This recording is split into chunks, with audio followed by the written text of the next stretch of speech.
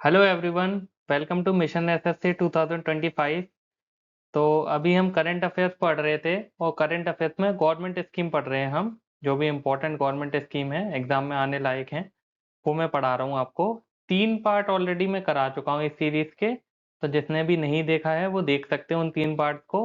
और इस सीरीज में मैंने ध्यान रखा है कि ये जो नया पैटर्न आया है अभी एसएससी का, जिसमें स्टेटमेंट टाइप क्वेश्चन पूछ रहा है कि पूछ रहा है ये ईयर दे दिया स्कीम का, ये ऑब्जेक्टिव है और क्या क्या है उस स्कीम में। तो वो सब मैं कवर करके चल रहा हूँ, मतलब बहुत हाई लेवल का भी नहीं पढ़ा रहा हूँ पर इतना बुरा भी नहीं पढ़ाऊंगा कि एसएससी में पूछे और आपको कुछ आए ही नहीं। तो मैंने उस लेवल के हिसाब से मेंटेन किया है अपना कंटेंट कि क्वेश्चन बन जाए आपसे एग्जाम में, अगर आपने मेरी वीडियो देखी हो तो। अब चलते हैं अपन वीडियो पे। वीडियो शुरू करने से पहले मैं अपने बारे में थोड़ा बता देता हूँ। मेरा नाम यश जैन है और अभी मैं एएसओ की पोस्ट पर हूँ, सीएसएस में असिस्टेंट सेक्शन ऑफिसर। और एसएससी सीजीएल में मेरी टॉप 100 में रैंक थी, ऑल इंडिया रैंक 62। तो डबल डिजिट में रैंक थी मेरी उस टाइम। और इसके अलावा भी काफ़ी सारे एग्जाम मैंने क्लियर कर रखे हैं जिसकी लिस्ट ये है, तो ये आप देख सकते हो। नेक्स्ट है कि अगर किसी को डाउट आए इस वीडियो से रिलेटेड या कोई भी जनरिक डाउट है कि मॉक में नंबर नहीं आ रहे या कुछ और, मतलब टेंशन हो रही है पेपर की, तो वो सब आपके ये डाउट मैं क्लियर कर दूंगा। ग्रुप पे मेरे बहुत लोग जुड़े हैं जो डेली अच्छे डाउट पूछते हैं, पर्सनल डाउट भी पूछते हैं। तो वो आप पूछ सकते हो, टेलीग्राम ग्रुप का लिंक मैं डिस्क्रिप्शन में दे दूंगा, वहाँ आके आप पूछ लेना। तो अब वीडियो हम शुरू करते हैं। आज का पहला क्वेश्चन है, 30 हम पहले ही कर चुके हैं पहले 3 पार्ट में। आज का ये पहला क्वेश्चन है कि what is the main M of the one nation one subscription scheme. बहुत कंफ्यूजिंग है ये स्कीम, क्योंकि इसका नाम ऐसा है, सब्सक्रिप्शन से ऐसा लगेगा कि कोई टीवी का सब्सक्रिप्शन है क्या, कि इंटरनेट का सब्सक्रिप्शन मिल रहा है फ्री में। तो वैसा कुछ नहीं है। इवन मैं भी, मेरी मिनिस्ट्री में ये कुछ आया था वन नेशन वन सब्सक्रिप्शन का, तो मेरे ऑफिसर जो है मेरे ऊपर, उन्होंने मुझे बुलाया कि यार ये मेरे को फ़ोन आया कि आपको भी मिलेगा, आपको करना है, ये क्या है। तो मुझे भी नहीं पता था, फिर मैंने इसके बारे में पढ़ा। तब मुझे पता चला कि ये one nation one subscription scheme है रिसर्च पेपर वगैरह के एक्सेस के लिए। कि क्योंकि वो मेरी मिनिस्ट्री के सीनियर ऑफिसर थे, इसलिए उन्हें फ़ोन आया था कि आपको अगर कोई रिसर्च पेपर पढ़ना है तो आपके लिए ये स्कीम फ्री है, आप पढ़ सकते हो, ऐसा कुछ था उनके। तो मैंने पढ़ के उन्हें बता दिया था, फिर उनने भी देख लिया था गूगल गूगल से कि उन्हें, हाँ चलो अब मुझे पता चल गया। हम लोग सोच रहे थे कि मेरी टेलीकॉम मिनिस्ट्री है तो फ़ोन से रिलेटेड कुछ है कि टेलीफोन का सब्सक्रिप्शन मिलेगा, वैसा कुछ तो वैसा कुछ नहीं है, आप कंफ्यूज मत होना। इसमें जनरल और रिसर्च पेपर वगैरह मिलेंगे। क्यों? क्योंकि क्या होता है, जैसे आईआईटी वगैरह में तो ठीक है, सब्सक्रिप्शन वगैरह मिल जाता है रिसर्च पेपर का, स्टूडेंट्स पढ़ लेते हैं रिसर्च पेपर। लेकिन जैसे मेरा कॉलेज था गवर्नमेंट कॉलेज, या कोई प्राइवेट कॉलेज हो गया जो नॉट सो फेमस हैं, तो उसमें क्या है कि रिसर्च पेपर के लिए बहुत पैसे देने पड़ते हैं कॉलेज वालों को, सब्सक्रिप्शन लेना पड़ता है एक एक रिसर्च पेपर का, फॉरेनर्स अमेरिकन के, या फिर जो भी फेमस रिसर्च पेपर है नोबेल प्राइज वगैरह वालों के, वो पढ़ने के लिए काफ़ी पैसे देने पड़ते थे और कभी कभी स्टूडेंट उनको एक्सेस भी नहीं कर पाते हैं, जिससे हमारी कंट्री की ग्रोथ रुक रही थी। तो गवर्नमेंट ने क्या किया, इकट्ठे ही खरीद लिया इंडियन गवर्नमेंट ने और बोला कि सब यूज़ करो, आप सब पढ़ो। और रिसर्च प्रमोट करने के लिए इंडिया में कि सब पढ़ेंगे तो कुछ तो रिसर्च करेंगे, तो उसके लिए गवर्नमेंट ने किया है one nation one subscription, research promote करने के लिए, जिससे जो भी रिसर्चर हैं और उनको क्या मिलेगा, टॉप एकेडमिक जर्नल फ्री में मिलेंगे गवर्नमेंट की तरफ से। इसमें गवर्नमेंट ने 6000 करोड़ रुपए डाले हैं, जिससे वो खरीदेंगे और सबको दे देंगे सब्सक्रिप्शन, सबको फ्री है। सारे कॉलेज, सारी गवर्नमेंट मिनिस्ट्री में जो भी पढ़ना चाहता है वो पढ़े। और इससे क्या होगा, हमारे इंडियन कॉलेजेस की रैंकिंग इंप्रूव होगी, क्योंकि रिसर्च ज़्यादा होगी तो इंप्रूव होगी। और फिर छोटे सिटीज़ में, बड़े सिटीज़ में तो ठीक है, दिल्ली मुंबई में लोग कैसे ना कैसे जुगाड़ कर लेते हैं, लेकिन छोटे सिटीज़ में भी ये फ्री में मिलेगा तो फिर एजुकेशन गैप नहीं रहेगा, सबको बराबर एजुकेशन मिलेगी, उसके लिए लॉन्च की गई है। तो आप बस याद रखना, वन नेशन वन सब्सक्रिप्शन। और इसकी मिनिस्ट्री कौन सी है, अपनी मिनिस्ट्री ऑफ एजुकेशन, ये याद रखना। तो बस, नेक्स्ट क्वेश्चन है अपना। इस क्वेश्चन में पूछा है कि किस मिनिस्ट्री ने कैशलेस ट्रीटमेंट स्कीम लॉन्च की है। तो आप जाना पेपर में सबसे पहले जाके मिनिस्ट्री ऑफ हेल्थ देखा, कैशलेस ट्रीटमेंट से लगा देना और क्वेश्चन हो जाएगा गलत, क्योंकि इसमें एक ट्विस्ट है। मैंने ऐसे इसलिए बताया जिससे आपको याद हो जाए कि ये जो कैशलेस ट्रीटमेंट स्कीम है, ये रोड एक्सीडेंट में अगर किसी का एक्सीडेंट हो जाता है, खून वून बहुत बह जाता है, तो उसको फटाफट से ट्रीटमेंट की ज़रूरत होती है। इसीलिए उनके लिए लॉन्च की गई है ये स्कीम कि फटाफट अगर उन्हें हॉस्पिटल ले जाए तो ये पैसे वैसे वाली बात नहीं आएगी, घर वालों से बोलें कि आप पहले पैसे जमा करो, तब तक तो अगले की जान चली जाएगी इतनी देर में। इसीलिए रोड एक्सीडेंट विक्टिम के लिए नितिन गडकरी जी ने, मिनिस्ट्री ऑफ रोड ट्रांसपोर्ट और हाईवेज ने ये वाली स्कीम चलाई है। तो ये एक्सेप्शन है, बिल्कुल अच्छे से याद कर लेना कि कैशलेस ट्रीटमेंट स्कीम किस मिनिस्ट्री ने चलाई है, ministry of road transport and highways. बहुत अच्छे से याद कर लेना। अब मैं बताता हूँ क्यों चलाई है, मिनिस्ट्री ऑफ हेल्थ ने क्यों नहीं चलाई है।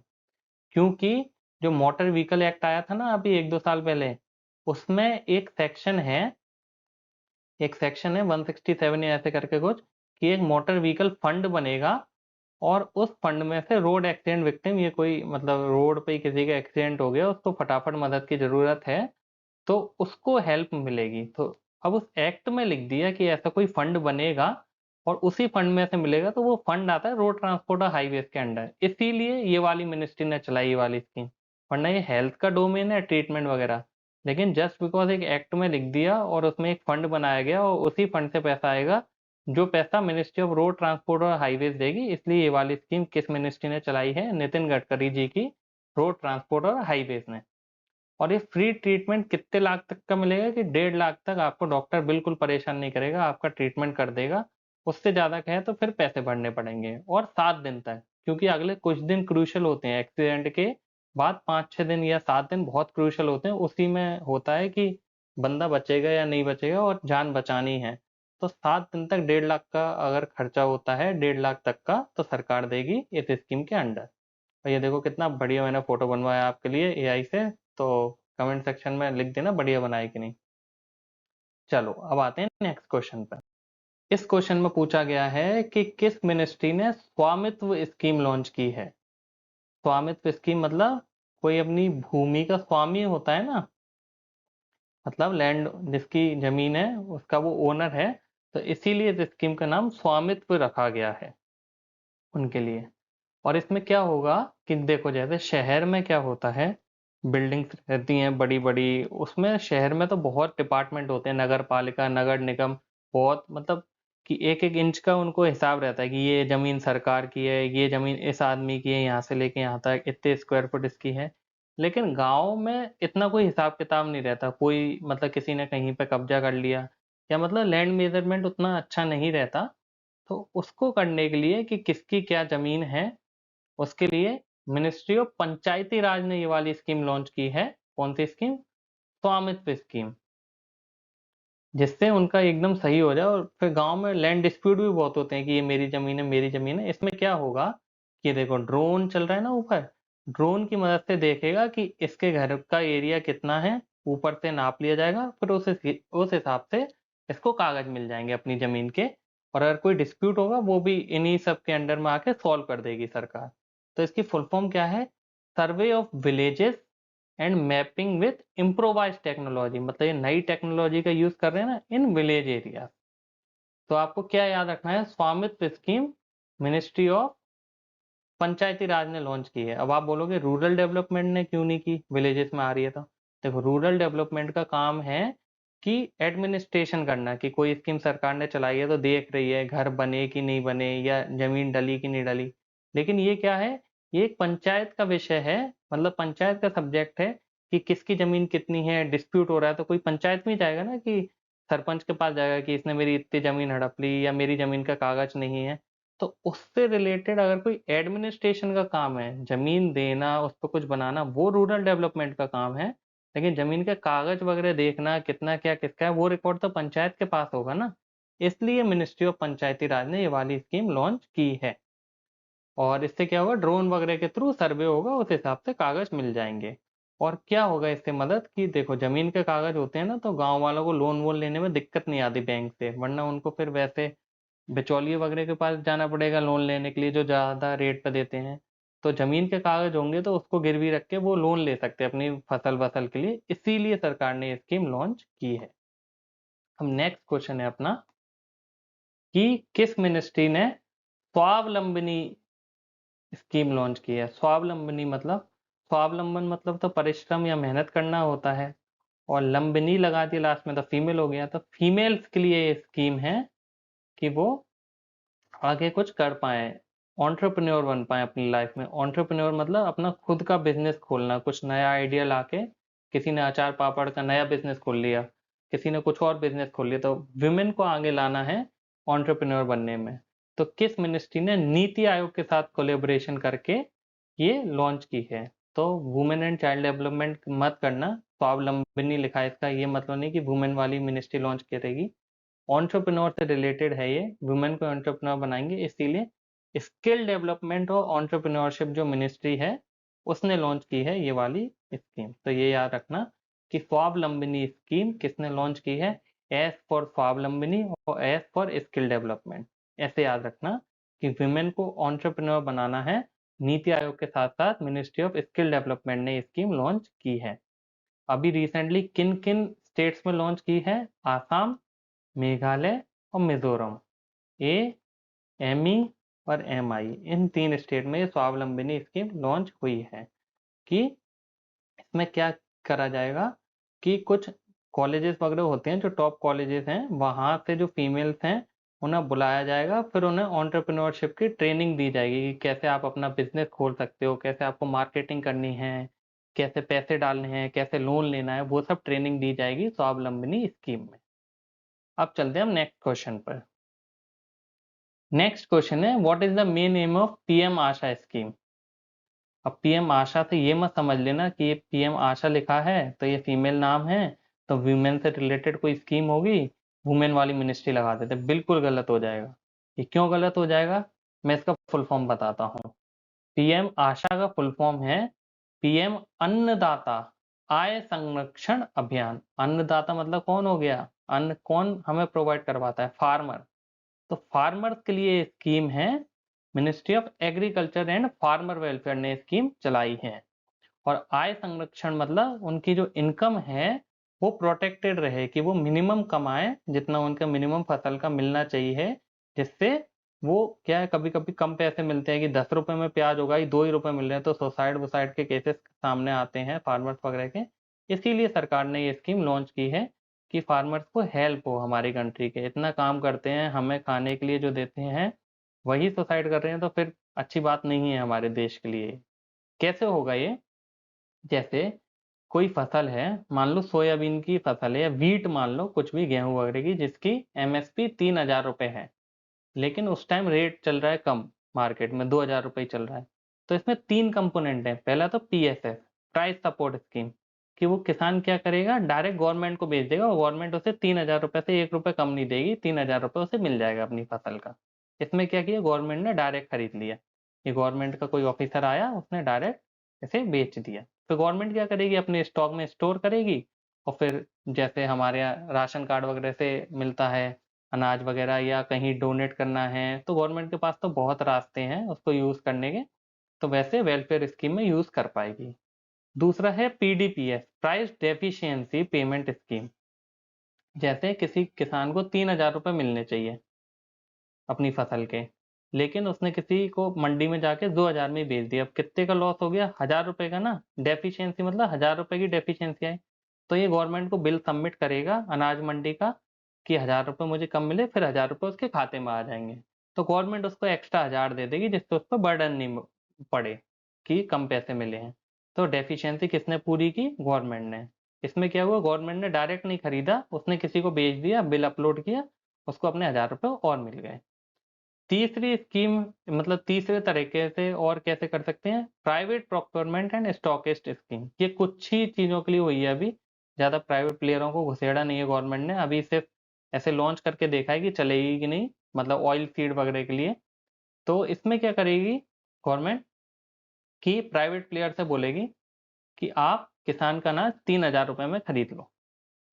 अब लेकिन मार्केट रेट तो 2,000 रुपए है, तो उससे बोला कि आप इसको स्टॉक करके रखो 2-3 महीने, जब तक रेट बढ़ नहीं जाए फिर आप इसको बेच देना। तो मान लो 3,000 में उसने खरीदा, फिर 3 महीने तक क्या है, उनके पास तो टेक्नोलॉजी होती है, केमिकल वगैरह डाल के वो स्टोर करके रख सकते हैं जिससे वो खराब ना हो। फिर 3 महीने बाद रेट बढ़ गई, मार्केट में 4,000 रुपए हो गई, तो उसको 1000 रुपये का फायदा हुआ, और ऐसे बहुत किलो में खरीदी है तो उसको लाखों का फायदा हो जाएगा, तो वो ऐसे बेच देगा। और अगर रेट नहीं बढ़ी तो जैसे किसान को पैसा दे रही थी गवर्नमेंट, वैसे इसको प्राइवेट पार्टी को पैसे दे देगी कि भाई तेरा जो नुकसान हुआ वो मैं भर दे रही हूँ, लेकिन किसान को कोई नुकसान नहीं होना चाहिए। उसकी मिनिमम सपोर्ट प्राइस जो 3000 रुपये है वो उसे मिल जानी चाहिए। तो ये 3 तरीके से स्कीम लॉन्च हुई है। जो भी फेवरेट लगता है स्टेट्स को उस हिसाब से अडॉप्ट कर सकते हैं। तो ये बहुत अच्छी चीज़ है किसानों के लिए। अब आते हैं नेक्स्ट स्कीम पर। What is the main M of PM BJP? अगर ऐसे ही आए डायरेक्ट पीएम बीजेपी तो आप इसको याद रखना कि ये दवाइयों से रिलेटेड है स्कीम। दवाइयों से, पीएम भारतीय जन औषधि परियोजना। क्या है कि दवाई बहुत महंगी महंगी आती हैं। इवन आप बेसिक सी भी दवाई लेने जाओगे बुखार वगैरह की, तो वो भी 30-40 रुपए या 50-60 रुपए की दे देगा। जब क्योंकि उस पर कंपनी होती है ना, बड़ी बड़ी कंपनी होती हैं, वो अपने लेबल लगा के महंगी बेचती हैं। तो हमारी गवर्नमेंट ने क्या किया कि उन्हीं गवर्नमेंट मतलब दवाइयों का फॉर्मूला यूज करके जेनेरिक मेडिसिन बना ली। किसी कंपनी का लेबल नहीं है, लेकिन फॉर्मूला वही है कि ये कैल्शियम इतना डलेगा, सॉल्ट इतना डलेगा। सॉल्ट सेम करके गवर्नमेंट ने अपने नाम से पीएम बीजेपी स्कीम के नाम से ये देखो स्टोर खोले हैं आगे। ये स्टोर पे वही दवाई मिलेगी लेकिन सस्ते दामों में। तो अब क्या फ़ायदा होगा कि खर्चा कम हो जाएगा। गरीबों का दवाइयों पे बहुत खर्चा होता है, तो यहाँ पे अगर सस्ती दवाई मिल जाएंगी। ये स्टोर है, जैसे मैं इंदौर में था तो वहाँ पे एक स्टोर था, मैंने देखा था, वहाँ से मेरा दोस्त लाया तो काफ़ी सस्ती दवाई पड़ी थी। तो ये पीएम बीजेपी वाले जो स्टोर होते हैं, भारतीय जन औषधि परियोजना वाले, इसमें दवाइयाँ सस्ती मिलती हैं। अब अगर इसकी मिनिस्ट्री पूछी जाए तो हेल्थ मिनिस्ट्री बिल्कुल मत लगा के आना, क्योंकि दवाइयों से रिलेटेड है। दवाइयाँ मतलब केमिकल होती है ना, फार्माक्यूटिकल्स।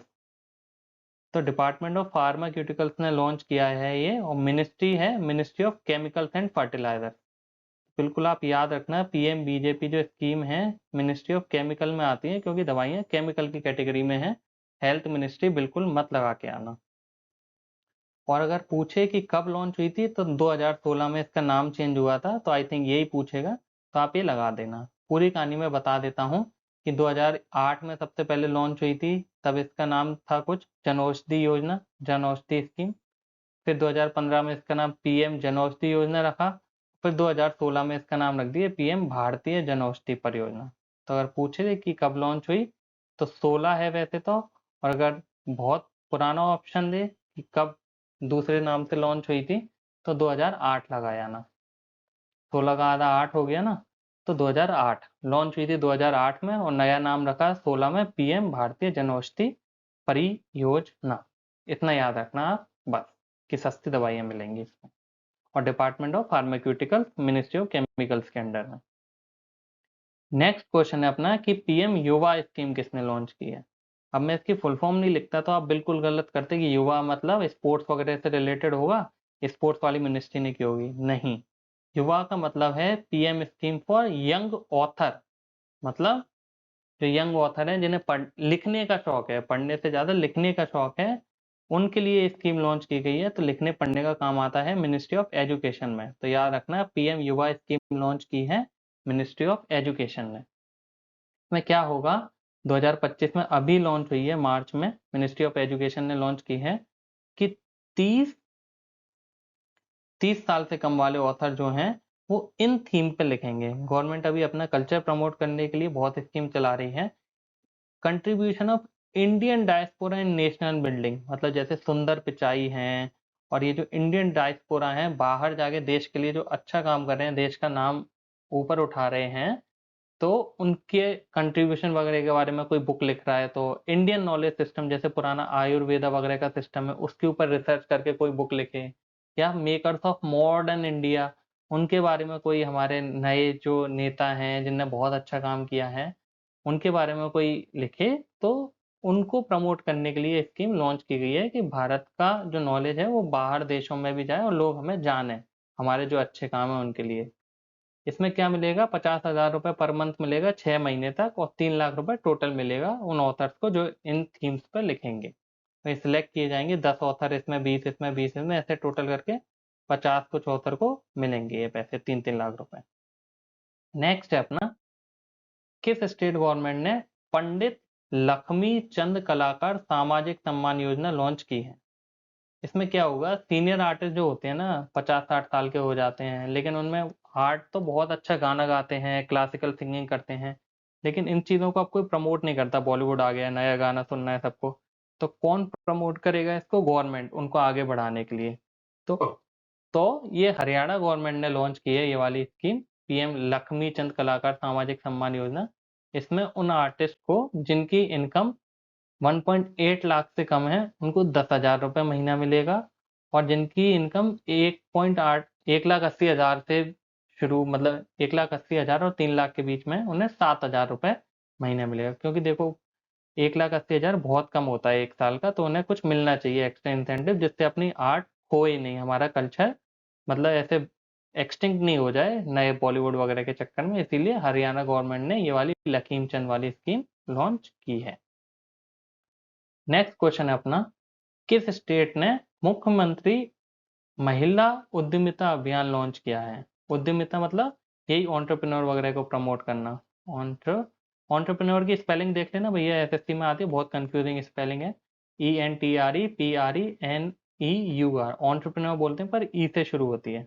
इसमें क्या मिलेगा? 10,000 रुपये सीड कैपिटल। सीड कैपिटल मतलब जब आप कोई नया बिजनेस डाल रहे हो तो सबसे शुरू में जो पैसा लगता है उसको बोलते हैं सीड कैपिटल। बीज डाल रहे हो ना आप अपनी कंपनी का, तो अभी पेड़ बनेगा बीज में से, तो शुरू में सीड मतलब नींव रखने के लिए कंपनी की जो पैसा चाहिए होता है उसको सीड कैपिटल बोलते हैं।